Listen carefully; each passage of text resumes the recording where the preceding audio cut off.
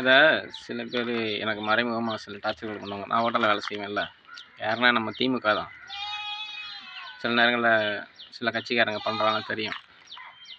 இவங்க தான் எனக்கு மறைமுக குடைச்சல்கள குடுக்குறாங்கன்னு. அப்போ அவங்க பேசுவாங்க. நல்லா இல்லன்னா கேட்க தான் செய்வோம்.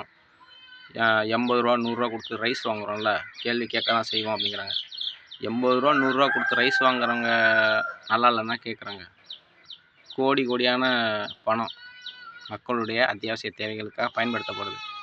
கொள்ளையடிச்சா கேட்காம என்ன வாயில வர வச்சு சப்பின்னு உட்காந்துருப்பாங்களா? கேட்க தான் செய்வாங்க.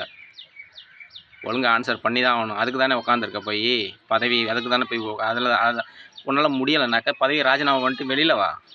நல்லது பண்ணுறவன் நேர்மையாக ஆட்சி பண்ணுறவன் போய் பதவியில் உட்காரட்டும். அதை விட்டுவிட்டு சும்மா எனக்கு குடைச்சல் கொடுக்குறது டார்ச்சர் பண்ணுறது இதெல்லாம் தேவையில்லாம பண்ணிக்கிட்டு இருந்தேன்னு வச்சுக்க, அப்புறம் அரசியல் ரகசியங்கள்னு சில விஷயங்கள்லாம் இருக்கும்ல, உங்களோட ரகசியங்கள்லாம் இருக்குல்ல மொத்தமாக வெளியில் வரும்.